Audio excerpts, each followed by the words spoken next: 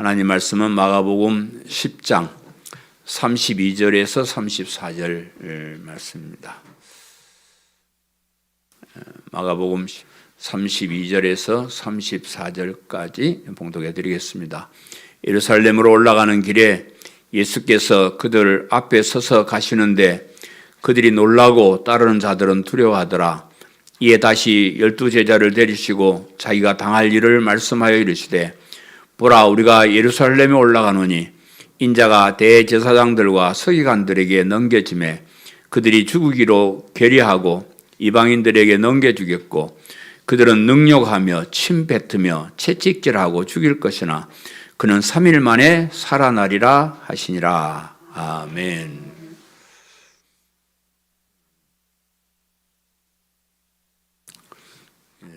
요즘 맨발로 걷기 운동이 유행이 되는 것 같아요. 어떤 사람이 암 말기에 걸렸는데 맨발로 2달 동안을 걸었더니 암이 싹 나았다고 신문에 났어요. 그래서 암에만 좋은 게 아니고 당뇨병, 혈압, 별별 병이 다 좋대요. 그냥 틈만 있으면 가서 맨발로 걸으시면 되는데, 그래 저도 맨발로 그냥 한번 걸어볼까 하다가 그 책이 나와 있더라고요. 그래서 맨발로 걷기라는 책을 한 권 사다가 이제 읽었는데, 그 책을 읽으니까요, 진짜 걷고 싶은 마음이 더 생겨요. 왜냐 그러니까 거기에는 그 과학적으로 맨발로 걷는데 좋은 점들, 그런 것을 쫙 기록하고 또 사람들이 간증을 해요. 이 사람 저 사람이 나는 이렇게 걸어서 이 병이 나왔다 저 병이 나왔다 이렇게 간증들을 하니까 어이구야, 당장 나가서 다 때려치고 혈압약 당뇨약 다 끊어버리고 내가 이 맨발로 걸어야지, 이런 생각이 들더라고요. 근데 주변에 사실 맨발로 걸을 만한 데가 잘 없어. 그래서 또 시간도 그렇고 내가 왜 이 이야기를 하냐 그랬더니, 우리가 그 신앙생활을 하면서 그냥 예수님 믿고 천국 갑시다, 이건 땡이에요. 딱 끝이에요. 그게 전부예요. 사실은 전부인데 왜 매주일 와서 이렇게 여기저기 뒤져가면서 성경을 공부하고 또 공부하고 하느냐 그러면, 그렇게 해야 확신이 생겨요. 확신이 생겨요. 성경 공부를 많이 안 하고 설교를 잘 안 듣고 그냥 교회 왔다 갔다 그러면 어느 날 그냥 때려치고 싶은 생각이, 그냥 그만두자. 왜냐 그러니까 확신이 없으니까 뭘 알아야지. 그래서 여러분, 설교를 좀 듣기 싫어도 자세하게 들으셔요. 자세하게 들으시고, 오늘 듣다가 놓쳐버린 사람 있으면 꼭 홈페이지에 들어가서 그 설교를 한두 번씩 들으셔요. 저는 3번, 4번씩 들어도 재미있습니다. 이게 설교가 좀 어렵다 보니까 2번, 3번 반복해 들으면 더 은혜가 돼요. 진짜요. 내가 경험해 보니까. 여러분, 설교를 오늘 좀 딱딱하고 이런 것까지 공부해, 이제 이런 말이 돼서 내가 예비적으로 드리는 말씀이야. 그렇지만 들어야 된다. 참 우리가 그 신앙생활을 한다는 건요, 이건 사실 기적입니다. 제가 이제 이 동네 와가지고 30년이 다 됐잖아요. 만 29년 지금 6개월에 7개월 차인데, 이 동네에 와서 동네 사람들 전도하려고 많이 애를 썼잖아요. 어떤 사람은 10년을 기도해가지고 교회 온 사람도 있었어요. 10년을 기도해서 교회 왔는데 한 1, 2년 다니다가 그냥 때려쳐버리더라고. 그래, 참 그게 힘드는구나. 오늘 아침 교회 오다가 어떤 분을 만났는데, 이제 이름 대면 알만한 사람인데, 그 아이들은 우리 교회 나오다가 이제 장성해서 다른 데 결혼해서 가버리고, 그 부모님이 우리 동네에 계속 살아요. 그 사람이 이사 올 때 그분의 누님이 따라와서 저에게 부탁을 했어요.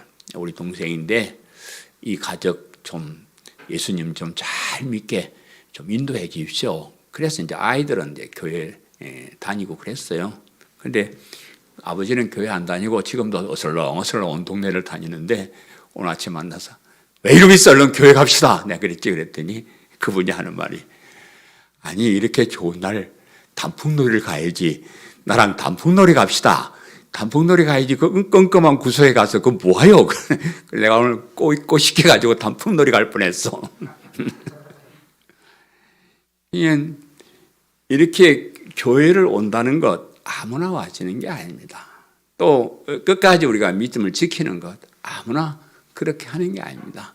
우리가 많이 배웠지만 하나님 택한 백성 참 우연히 어쩌다가 이렇게 됐는데 세월을 이렇게 지나고 보면 하나님이 특별히 나를 지정해서 부르시고 선택하시고 어떤 많은 사연들을 통해서 내가 예수님을 믿게 해주셨다. 참 기적적인 일이 일어나고 있는데 이것을 우리가 소중하게 여기고 끝까지 여러분 믿음을 지키셔야 된다. 제 소원이 그거예요. 제가 여러분에게 바라는 거 원하는 거 그런 거 없습니다.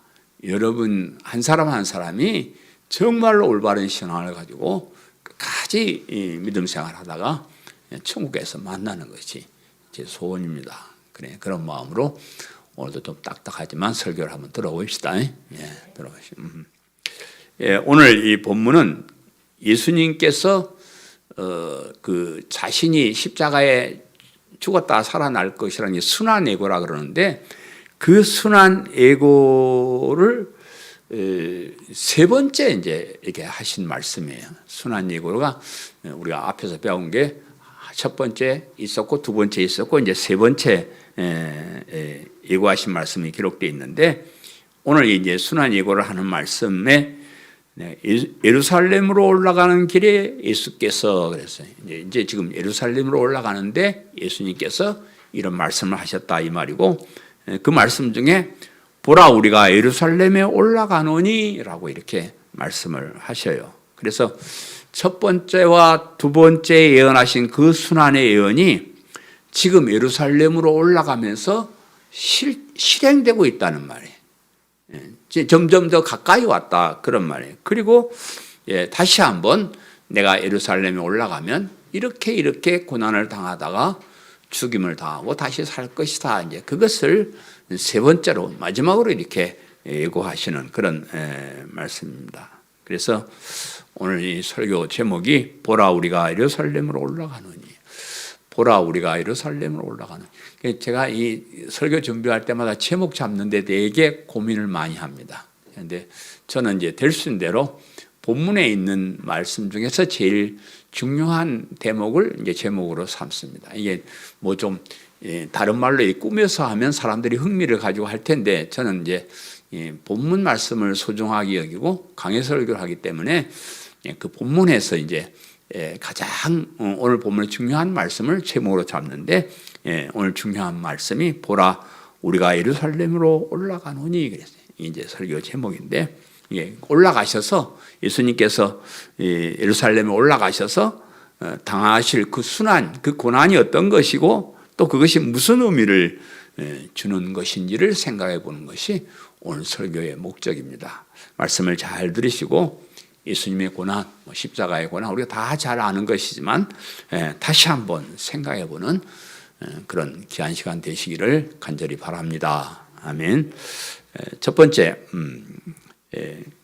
그들이 놀라고 따르는 자들은 두려워합니다. 이제 보라, 우리가 예루살렘으로 올라가노라 이렇게 이제 말씀을 하시니까 그 사람들이 놀라고 또 따르는 사람들은 두려워했다 이렇게 이제 말씀을 하는데 본문 32절 상반절 제가 다시 한번 읽어드리면 예루살렘으로 올라가는 길에 예수께서 그들 앞에 서서 가시는데 그들이 놀라고 따르는 자들은 두려워하더라 그랬습니다. 예루살렘으로 올라가는 길에 여러분 예루살렘이라는 말을 참 많이 들어보셨죠. 예루살렘 우리 성경에 예루살렘이 성경의 중심 도시일 정도로 예루살렘에 대한 얘기가 많이 나오는 특별한 도시가 예루살렘이에요. 하나님께서 세상 모든 사람들 중에 하나님 백성을 따로 불러 세우실 때 아브라함이라는 사람을 부르잖아요. 아브라함이라는 사람을 불러가지고 따로 이제 세워요. 그래서 너는 내 본토 친척 아버지 집을 떠나서 내가 지시한 땅으로 가라. 거기에서 민족을 이루고 내 백성이 된다. 이런 약속의 말씀을 따라서 갈대아 우르란 저 다른 데 살던 아브라함이 하나님이 지시한 땅 가나안에 와가지고 거기에서 이제 그 후손들이 한 민족을 이루면서 하나님 나라를 이루면서 살게 되는데, 예루살렘이 처음부터 중심지가 아니었고 다윗 왕 시대가 시작되면서, 다윗 왕의 시대가 사실은 왕정의 시작이에요. 앞에 사울 왕이 있었지만은 그건 뭐 사람들이 뽑은 왕이고, 하나님께서 예수님께서 오실 그 왕가를, 다윗 왕가를 이렇게 이제 세우시는데, 이 다윗 왕이 그동안 점령되지 못했던 가나안 땅에 있는 예루살렘을 점령을 합니다. 그래서 거기에다가 이제 특별한 성을 이렇게 만들어요. 그리고 그 다윗 왕의 아들 솔로몬 때가 되어서 거기다 성전을 이제 짓게 됩니다. 처음으로 성막이나 이런 데서 하다가 큰 아주 거창한 성전을 그 예루살렘에 세워가지고 하나님의 백성들이 그 예루살렘 성을 중심으로 또 그 예루살렘의 성전을 중심으로 거기에서 하나님을 섬기며 하나님 나라를 이루면서 살고 있는 뜻깊은 도시가 예루살렘이라는 그런 도시입니다. 이 예루살렘의 역사가 매우 길고 복잡해서 뭐 짧은 시간에 이거 다 설명해 드릴 수는 없습니다. 그런데 다만 예루살렘에 있는 성전을 중심으로 여호와 하나님을 섬기는 사람들이 살았던 아주 뜻깊은 도성이다 하는 것만 여러분 기억을 하시길 바라요. 그런데 이제 하나님께서 예루살렘을 하나님만 섬기고 하나님의 뜻을 따라서 그렇게 살아가는 사람들을 위해서 세웠는데, 여기에서 뜻밖의 세 가지의 종교가 나오게 됩니다. 나름대로 하나님을 섬긴다는 그런 사람들, 아브라함의 후손이라는 사람들이 크게 세 가지 분류가 나눠지는데, 구약 성경을 중심으로 한 유대교, 원래 이제 구약 성경에 있었던 이스라엘 사람 유대교라 이제 우리가 그렇게 분류를 하는데, 이 구약 성경을 중심으로 하나님을 섬기고 사는 그 유대인들은 당연히 자기들이 예루살렘의 주인이고 자기들 성지고 뭐 그렇게 생각을 합니다. 그리고 우리 기독교도 우리는 이제 구약 성경과 아울러서 신약 성경까지 이렇게 믿고 따르는 그런 사람들이고, 신구약 성경 중심이 다 예루살렘이에요. 그리고 예수님의 활동 무대도 다 예루살렘으로 그렇게 시작됐어요. 우리가 뭐 지금 유대인들 유대교 뭐 그래서 별로 좀 안 좋아하지만은 하나님께서 그 유대인들 유대교 그런 걸 통해서 우리 기독교가 나오게 됐기 때문에 나름 그런 의미가 있는 것이고요.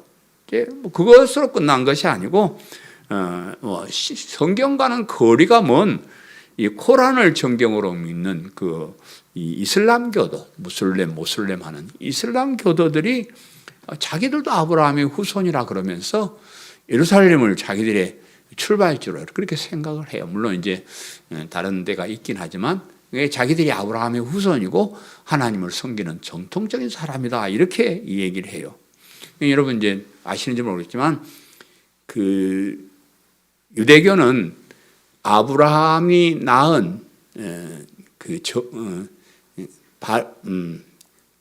본처의 아들 이삭, 그 아들 야곱 이렇게 중심으로 내려오는데, 이 이슬람교는 아브라함이 70이 넘도록 애가 안 생기니까 그 첩을 하나, 여종을 첩으로 들여가지고 낳은 아들이 하나 있었는데, 그 아들이 이스마엘이라는 아들이에요.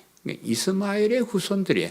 어쨌든 자기 아버지가 자기 조상이 아브라함이니까 우리도 그 하나님을 섬기고 우리도 아브라함의 후손이다 그렇게 만들어서 무슬림이라는 이슬람교라는 그런 종교를 만들었습니다.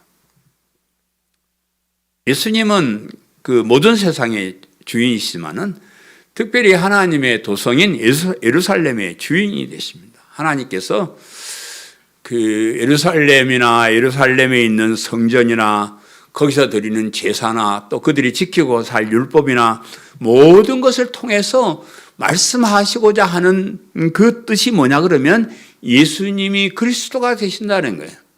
메시아로 예수님을 이 땅에 보내주셔서 우리를 구원에 이르게 해준다. 이것이 예루살렘 성전, 율법, 제사 모든 것들 또 간간히 나오는 선지자들의 예언 그런 모든 것들이 사실은 예수님 우리가 믿는 이 기독교 예수님을 중심으로 한 그런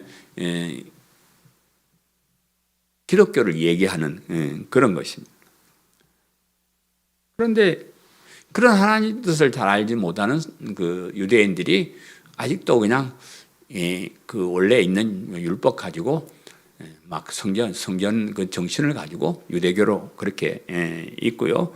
예수님과 거리가 먼 예수님을 메시아로 인정도 안 하는 그런 무슬림도 이렇게 생기게 되었습니다. 근데 이제 그 하나님의 그런 뜻을 잘 모르는 유대인들이 예루살렘 성전이나 제사나 율법을 가지고 오히려 예수님을 박해하고 예수님께서 하신 일들을 방해한다. 그래서 예수님께서 지금 예루살렘 올라가는 이 길은 그 성의 주인공이 올라가는 거거든요. 그 주인이 올라가는데 만왕의 왕으로서의 그런 어떤 입성이 돼야 되는데 그게 아니고 반대를 하는 사람들에게 죽임을 당하여야 하는 그런 고난의 길이었습니다. 그래서 그 고난의 길을 알면서도 보란 듯이 올라가고 계신다 하는 거예요. 오늘날 예루살렘의 성전은 우리 교회를 말해요. 우리 교회를 말합니다. 교회가 하나님의 나라고 하나님을 섬기는 사람들이 모여서 하나님께 예배드리고 하나님의 말씀을 듣는 특별한 곳이 이제 교회입니다. 그런데 언제부터인지 정말로 예수님을 그리스도 믿는 사람들이 고난을 당하는 곳이 되어간다. 교회는 예수님을 그리스도로 믿는 복음을 믿는 사람들이 중심이 돼가지고 그 사람들 중심으로 운영되고 또 같이 하나님을 섬기는 그런 것이 교회인데, 아니 그런 사람들이 복음을 바로 알고 예수님을 그리스도 믿는 사람들이 아니 이게 무슨 뭐 이교도처럼 대우를 받고 엉뚱한 사람들이 주인공이 되어가지고 교회에 있다 그러면. 유대교처럼 율법을 지켜야 구원을 받는다는 율법주의자들이 교회를 점령하고 있어요. 제가 목사님들 만났다 복음을 전합시다. 복음을 전해야 된다. 그렇게 얘기를 하니까 어떤 분들이 이제 복음에 관한 설교를 하면 나한테 슬며시 보내줘요. 아유, 난 이렇게 복음을 전합니다. 근데 참 그게 안 되는 게 복음을 전합시다. 예수님을 그리스도로 믿고 구원을 얻습니다. 그렇게 외치는 까지는 좋은데 그 다음에 토를 달기를 아이고 그래서 우리가 똑바로 살아야 됩니다. 이래버려. 율법을 지켜야 됩니다. 이래버려. 아니 맞는 말이긴 해요. 예수 믿는 사람들이 아무렇게 살면 안 돼요. 똑바로 살아야죠. 그런데 그렇게 똑바로 살아야 됩니다라고 말하는 순간 복음이 가치가 없어져. 아니 그냥 복음을 말할 때는 무조건 믿기만 하면 돼. 개차반으로 살든 어쩌든 이게 믿음이 이렇게 중요해 이래버려야 되는데 거기다가 자꾸 토를 달아. 쓸데없는 토를 달아. 그래서 믿습니다 하는 이런 진짜 복음을 전하는 사람들이 괄세를 받어. 괄세를 받고. 요즘 그 책 중에 이교도에 물든 기독교라는 책이 나와요. 이교도에 물든 기독교. 교회가 이방 종교에 물들어 버렸어. 교회는 예수님의 십자가의 복음만 확실하게 전해야 되는데 이게 기독교인지 뭐 다른 종교인지 모를 정도로 이상하게 답답한 거를 다 갖다가 이것에 집어넣어. 뭐 바르게 살기 운동본부인지 잘 살기 운동본부인지 뭐 신비체험 운동 뭐 쓸데없는 거 갖다가 막 집어넣어가지고 사람들이 교회를 볼 때 이게 기독교 맞소? 이교도 아니요? 이건 잘못된 거 아니요? 이렇게 이제 주장하는 책이 이교도에 물든 기독교라는 그런 책이. 다른 이교도나 이단에서 온 잡다한 것들을 가지고 정통 기독교를 박해하고 있는 그런 지경이에요. 여러분 그런 거짓 선생들 이단들이 여러분 주변에 많이 있습니다. 시시탐탐 여러분을 노리고 있습니다. 그래서 여러분 정말로 복음으로 무장을 하지 않으면 그냥 쉽게 넘어가기 넘어가게 되는 거예요. 그래서 이제 오늘날 예루살렘으로 올라가자 하는 것은 그런 고난을 당한다고 해도 바른 진리의 길을 가자 그 말이에요. 바른 진리의 길을 가자. 우리 세상에서 뭐 얻는 거 없고 사람들에게 박수 받지 못한다고 할지라도 복음을 믿는 이 진리의 길로 가자. 고난의 길로 가자. 이런 하나님께서 이스라엘 통해서 예루살렘 성전을 통해서 구약성경 말씀을 통해서 율법이나 제사를 통해서 우리에게 주시고자 하는 그 예수 그리스도의 십자가의 복음으로 돌아가자. 그것을 지키면서 살자. 이런 걸로 우리가 받아들입니다. 그 다음에 그들 앞에 서서 가시는데 그랬어요. 예수님께서 제자들 앞에 서서 예루살렘으로 올라가시기 시작을 했다. 그런 말이에요. 뭐 보통 보면 늘 스승이 앞장서고 제자들이 뭐 똘똘 따라가는 게 이제 보통 그렇게 해요. 그런데 오늘 특별히 예수님께서 앞장서서 가시는 것을 얘기하는 것은 이 길이 평소에 사람들이 보통으로 가는 그런 길이 아니고 특별한 길이기 때문에 이런 표현을 쓴 겁니다. 예수님께서 앞서 가시는 그 길은 고난의 길이고 죽음으로 가는 길이었기 때문에 그렇습니다. 고난의 길을 가면서 죽음의 길을 가면서 앞장서서 먼저 간다는 것은 참 힘든 일일 거예요. 여러분 그렇잖아요. 우리가 뭐 무슨 모임 있을 때 가서 맛있는 거 먹고 재밌게 놀고 그러면 내가 먼저 가야지 이렇게 하지만은 뭐 가서 고생하고 힘들고 그러면 막 마지못해서 저 뒤에서 질질질 이제 끌려가거나 뭐 가다 말거나 그렇잖아요. 그런데 예수님께서 다 그런 엄청난 고난의 길을 가시면서도 다 앞장서서 앞에 먼저 이렇게 가시더라 하는 겁니다. 예수님께서는 이 고난의 길이 하나님께서 정하신 길이고 하나님의 백성을 구원하기 위해서는 반드시 가야만 하는 그런 길임을 예수님은 알고 계셨습니다. 그래서 비록 힘들고 험한 길이지만 하나님의 백성들에게 너무나 소중한 일임을 아셨기 때문에 이렇게 앞장서서 고난의 길을 간다는 거예요. 그래서 우리가 신앙생활하는 것이 역시 고난의 길이지만 그런 확신이 있어야 돼요.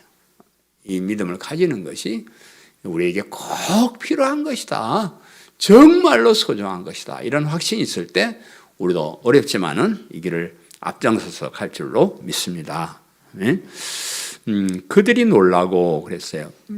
예루살렘에 올라가는 길에 예수께서 그들 앞서 가시는데 그들이 놀라고 따르는 자들은 두려워하더라 그랬습니다. 여기 이제 본문에 그들이 누구인지 본문에 설명하지 않지만 대부분 주석가들은 그들은 예수님의 제자, 12제자를 말하는 것이라고 해석을 합니다. 예수님의 제자들이 앞장서 가시는 예수님을 보고 놀랐다. 왜 놀랐을까? 그건 잘 모르는데 아마도 이제 그 옛날에 예수님께서 하셨던 말씀이 이제 생각이 나는 거. 이거 봐라, 이제 진짜 하네. 진짜 이제 그 길을 가네. 이런 생각 때문에 놀랐을 것이다. 그렇게 생각해요. 예수님의 제자들이 예수님께 이제 앞에 2번씩이나 예수님의 순환의 예언을 들었습니다. 그 순환의 장소가 예루살렘이라는 것도 미리 말씀을 하셨어요. 내가 이제 예루살렘에 올라가면 거기서 죽임을 당하게 될 것이다. 이건 2번째 이렇게 다 첫 번째, 2번째 다 이렇게 말씀을 하셨는데 그런 얘기를 듣긴 들었지만 제자들은 그걸 별로 심각하게 듣지는 않은 것 같아요. 뭐 설마 그런 일이 일어나겠는가? 또 정말 그런 일이 있겠는가는 확신이 없어서 그냥 듣는 것으로 끝났던 것으로 이렇게 보이는데, 그것도 그럴 것이 지금 예수님 지금까지 우리가 마가복음 쭉 배우면서 살펴봤지만은 예수님은 악한 귀신도 쫓아내시고 불치의 병도 고치시고 사람의 능력으로 불가능한 기적을 행하시는 그런 분이고요. 또 예수님 자신이 내가 하나님이다, 내가 하나님의 아들이다 이렇게 말씀을, 내가 메시아로 왔다, 내가 구원자다 이렇게 말씀을 하시는 그런 분인데, 그렇게 말씀하시는 분이 하자는 사람들에게 붙잡혀 가서 죽임을 당한다는 건 그건 있을 수 없는 일이라고 생각을 했을 거예요. 아이고 무슨 예수님이 그럴 필요가 뭐가 있어요? 로마 병정이 잡으러 오면 막 해가 기적을 이렇게 다 죽여버리면 되고 뭐 예수님이 안타까워서 그렇게 당하시겠는가 그렇게 생각을 했어요. 그래서 예수님께서 순환의 예언을 할 때마다 엉뚱한 소리를 해요. 그걸 이제 성경이 기록하는데 첫 번째 순환 예고를 하셨을 때 기억나지만 베드로 사도가 말해요. 예수님 그러시면 아니 되옵니다. 그러면 절대 안 됩니다. 그렇게 하다가 사탄아 물러가라 혼났잖아요. 그게 이제 첫 번째 순환 다음이고 두 번째 순환 예고를 하실 때 제자들은 그 순환 예고를 듣고도 오면서 길에서 서로 야 너가 대장이야 내가 몇 등이냐 요거 누가 크냐고 논쟁했던 기사가 거기 이렇게 실려 있는 거예요. 예수님 지금 죽으러 간다는데 그걸 뭘 따져요. 참 철다없이 없는 사람들이 그래 가는 거예요. 오늘도 이렇게 이제 예루살렘에 올라가시면서 곧 다가올 예수님의 순환을 예고하셨는데도 이제 다음 주에 이제 보면 세베대의 아들 야고보와 요한이 예수님께 와가지고 예수님, 있잖아요. 예수님이 왕이 되시면 나는 예수님 오른편에 동생은 왼편에 이렇게 좀 많게 해주십시오. 예수님 왕 되시면 한 사람은 좌의정 한 사람 우의정 되게 해달라고 그 얘기를 주책 없이 그렇게 하는 거예요. 그냥 그때까지도 그 의미를 잘 이해를 못하는 거예요. 그래서 그런 생각 속에 있었는데 예수님이 이제 올라가신다는 거예요. 그 예루살렘은 내가 올라간다 그러냐. 그리고 당당히 앞장서서 걸어가시는 거예요. 이게 올 게 왔구나. 진짜 그런 일이 일어나려는 것보다. 그래서 이제 제자들이 놀랐을 것이다. 그렇게 이제 생각을 해보는 겁니다. 우리는 이미 성경 말씀을 통해서 그 사실을 다 알고 있습니다. 그래서 예수님께서 그 예언대로 십자가에 죽으셨다가 다시 사신 것을 알고 믿는 그런 사람. 그런데 그 죽으심과 죽으심의 의미를 알면서도 놀라는 사람이 별로 없어요. 오늘도 전혀 놀란 기사가 없고 그도 그럴 것이 이미 다 알고 있는데 새삼스러운 일도 아닌데 늘 그때마다 깜짝깜짝 놀랄 수는 없지 않소. 이미 다 그렇게 알고 있으니까 넘어가는데 그래서 사실은 예수님께서 십자가를 지시고 죽임을 당하셨다는 것은 참 놀라운 일. 어째 그런 일이 있을까? 저는 오랫동안 교회를 다니고 또 특별히 성경을 연구하고 설교를 하고 가르치고 그런 사람인데도 아직 이해가 되지 않는 부분이 이 부분이에요. 왜 예수님이 십자가를 지셨나? 하나님이신 그 전능하신 예수님이 왜 그런 비참한 십자가의 길을 가셨나? 난 이해를 할 수가 없어요. 난 그래 안 해요. 왜 그렇게 해요? 다 죽여버리고 말아버리고 다 말 안 들으면 죽여버리고 사람 다시 창조해서 말 잘 듣게 해가지고 그래 또 시작하면 되죠. 뭘 그런 사람들을 구원하겠다고 그렇게 비참하게 죽으신대요? 이해를 못합니다. 있을 수도 없는 일, 이해할 수도 없는 그런 기가 막힌 일이 역사 속에 일어났다 그 말이에요. 우리는 그걸 당연한 것처럼 생각을 해요. 별로 소중하게 여기질 않습니다. 제가 생각하는 안타까움. 하나님이신 예수님이 나 때문에 내 죄 때문에 나를 구원하시기 위해서 그 십자가의 험한 형벌을 받으셨다 그러면 우리는 그래도 늘 감격하며 살아야 돼요. 그래도 우리 한때는 십자가만 나오면 눈물이 났어요. 그런 시절이 있었습니다. 이벌레 같은 나를 위해 왜 그렇게 죽으셨나? 그렇게 생각할 때도 사실 있었어요. 근데 요즘은 별로 그러지 않습니다. 여러분 그런 의미를 가끔 한번 묵상하시고요. 가끔은 십자가 앞에 나가서 그 십자가를 붙잡고 한번 생각해 보시고 한번 감격하고 한번 울어야 됩니다. 그래야 우리가 교회 와서 신앙생활하는 거 참 소중하게 여기는.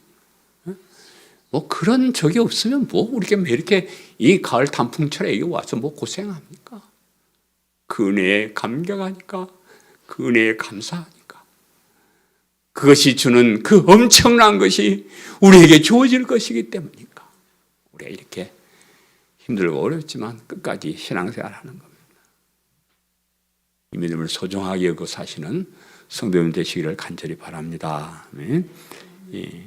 따르는 자들은 두려워하더라 그랬. 따르는 자들은 두려워하더라 그랬는데 예수님의 뒤를 따라 예루살렘으로 올라가는 사람들이 두려워했다. 왜 두려워했을까?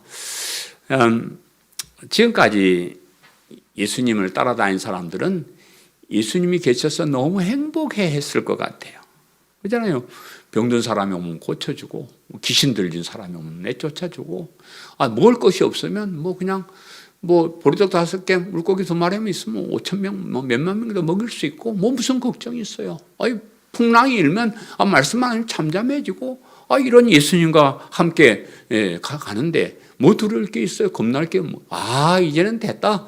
우리가 이제 그 험한 세상 다 버리고 이렇게 정말로 멋있는 삶을 살겠다. 그래서 사람들이 구름처럼 벌떼처럼 예수님 뒤를 따라다니는 거예요. 그런데 그런 예수님이 죽임을 당하신다 그러면 이제 어떻게 되지 이게? 이게 말짱 이제 꽝이네. 계속 그냥 살아계셔서 왕이 되셔가지고 우리를 그렇게 기적적으로 이렇게 인도하시면 참 좋은데 왜 죽으신다나? 그래서 참 걱정이 되고 그런 거예요. 또 예수님께서 붙잡혀서 사형을 당하시면 분명히 그를 따르는 제자들에게도 화가 미칠 것을 알았기 때문에 두려워하는 거예요. 예수님이 너무 좋아서 따라하긴 하는데 그로 인해서 당할 고난이 이제 두려운 거예요.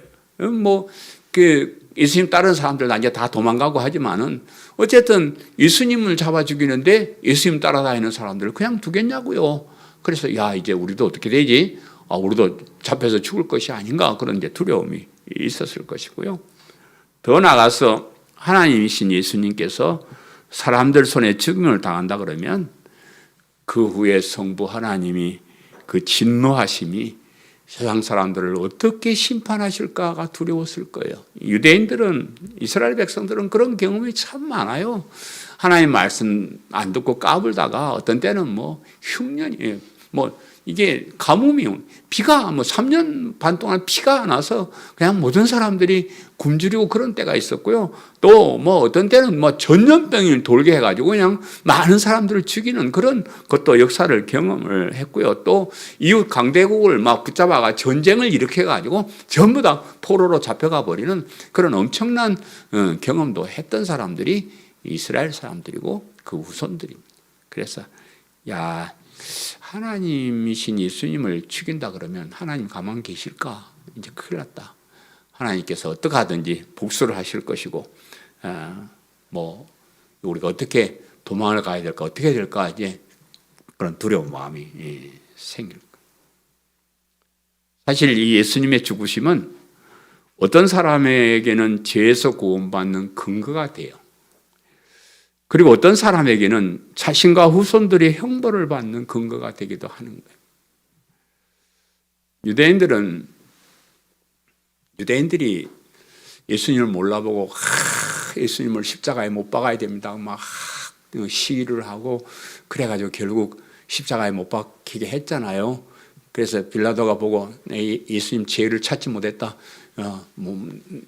풀어주겠다 이러니까 유대인들이 죽여야 된다고, 만약에 그것이 잘못이면 그 죄를 우리와 우리 자손들이 받겠습니다. 그렇게 큰 소리 쳤던 게 성경에 기록되어 있어요. 그리고 나서 실제로 역사를 보면요, 유대인들은 2000년 동안 나라 없이 온갖 다니면서 온갖 서름 다 받으면서 살았어요. 그리고 나치 독일에게 얼마나 그 비참하게 유대인들이 죽음을 당했습니까? 그런 것이 사실은 그 예수님 십자가에 죽게 한 그 벌이에요. 저는 그렇게 봅니다.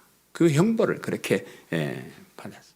그래서 이 예수님의 십자가는 그것을 믿고 따르는 사람에게는 구원의 근거가 돼요. 우리에게는 은혜가 되는 겁니다.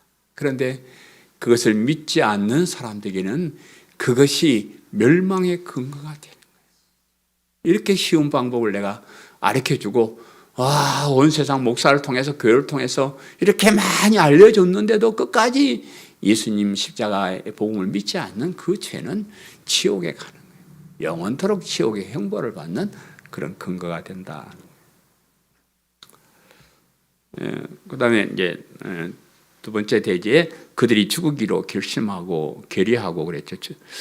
본문 32절 하반절에서 33절에 이에 다시 12제자를 데리시고 자기가 당할 일을 말씀하여 이르시되 보라 우리가 예루살렘에 올라가노니 인자가 대제사장들과 서기관들에 넘겨지매 그들이 죽이기를 결의하고 이방인들에게 넘겨주겠고 그들은 능욕하며 침뱉으며 채찍질하고 죽일 것이나 그는 3일 만에 살아나리라 하시니라. 대제사장들과 서기관들에게 넘겨졌다 그랬습니다. 그래서 예수님께서 예루살렘에 올라가셨을 때 예수님을 죽이기로 결의한 사람이 대제사장과 서기관이다 이렇게 이제 표현하는데 이 대제사장과 서기관 또 장로들도 있고 여러 가지 지도자 있지만 대표적으로 이 사람들만 이제 기록을 했는데 대제사장은 성전에서 하나님께 제사 드리는 제사장 중에서도 높은 사람.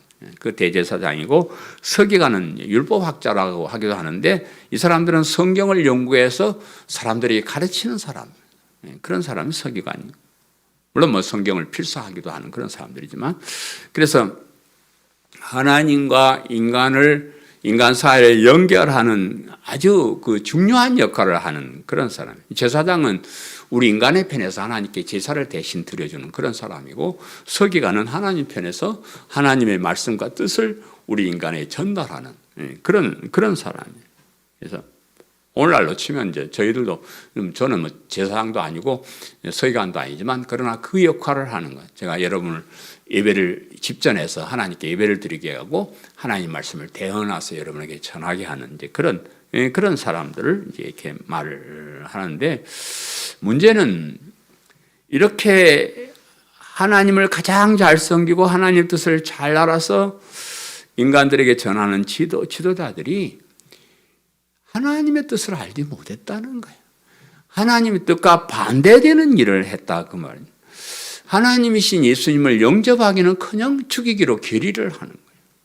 하나님께서 보내주시겠다고 약속하신 메시아를 몰라보고 메시아를 죽이기로 결의를 하는 아예 하나님과 뜻과 정반대로 하는 그런 사람.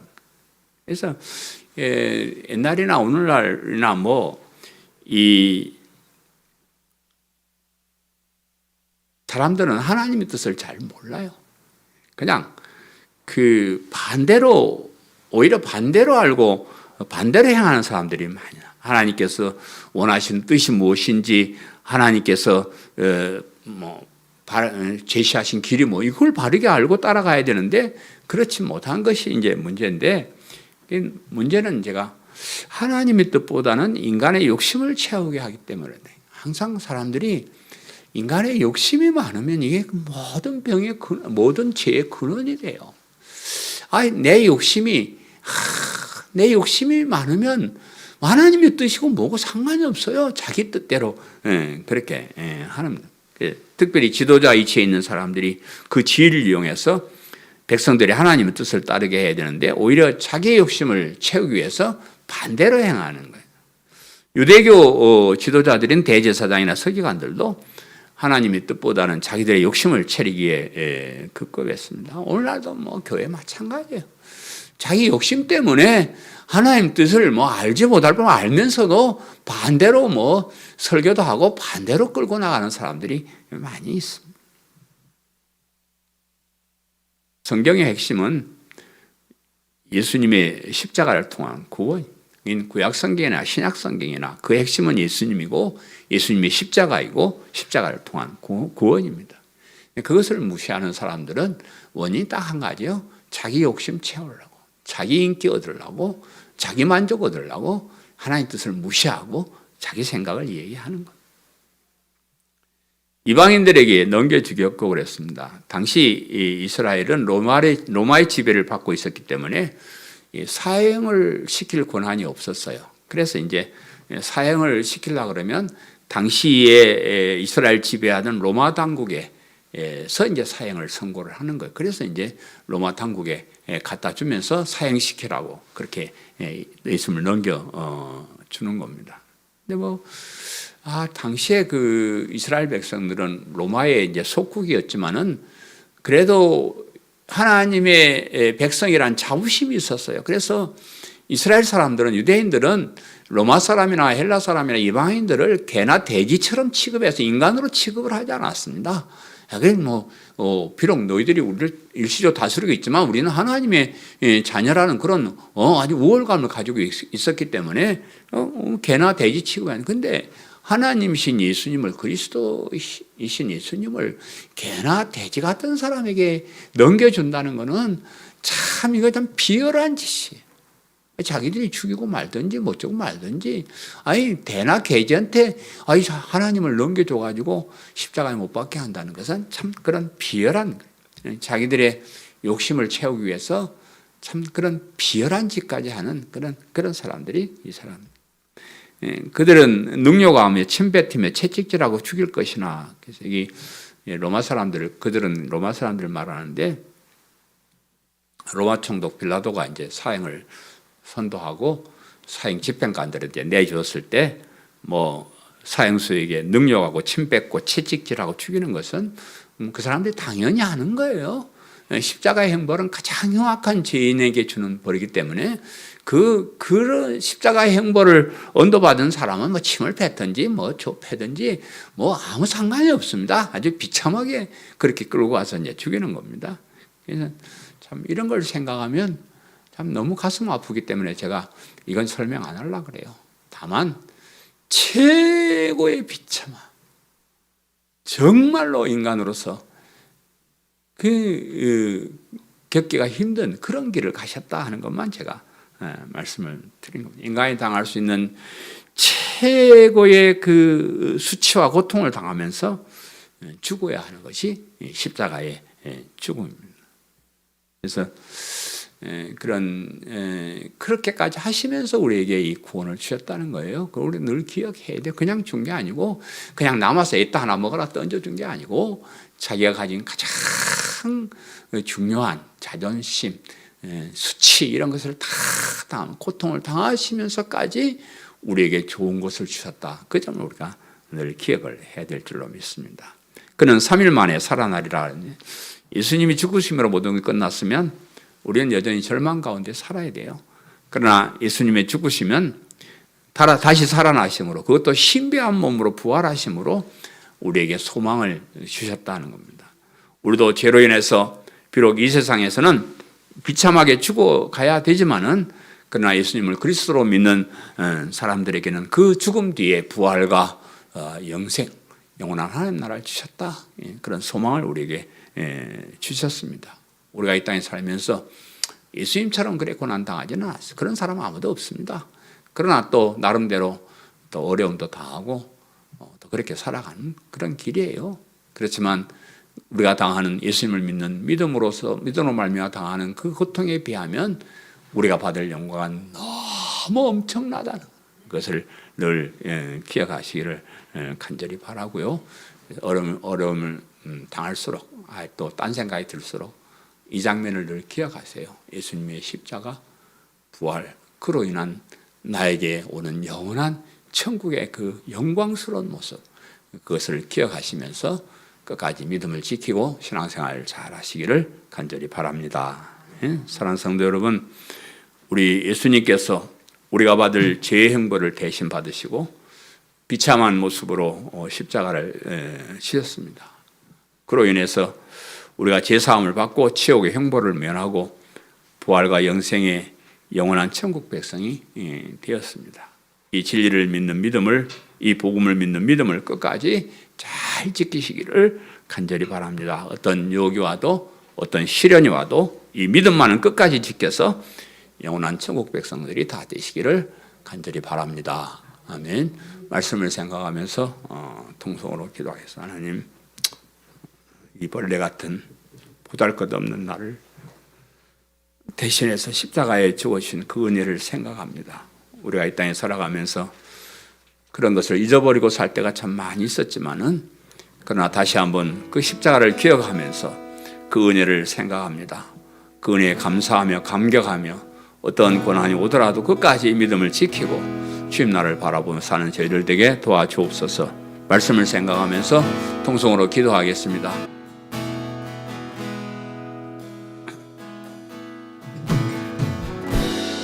나의 소망 되신 주,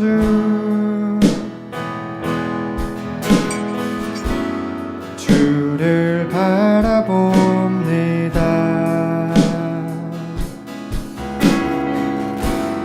다시 오실 나의 왕 예수,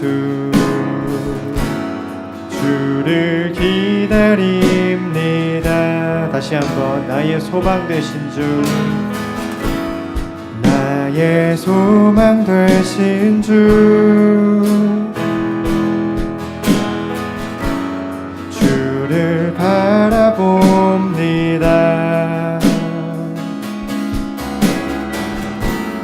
다시 오실 나의 왕 예수, 주를 기다립니다. 밤이나 낮이나 어제나 오늘도 영원히 주만 찬양해.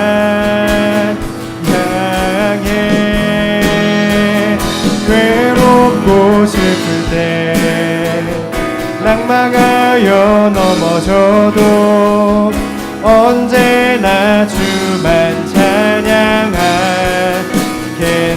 밤이나 낮이나 밤이나 낮이나 어제나 오늘도 영원히 주만 찬양해.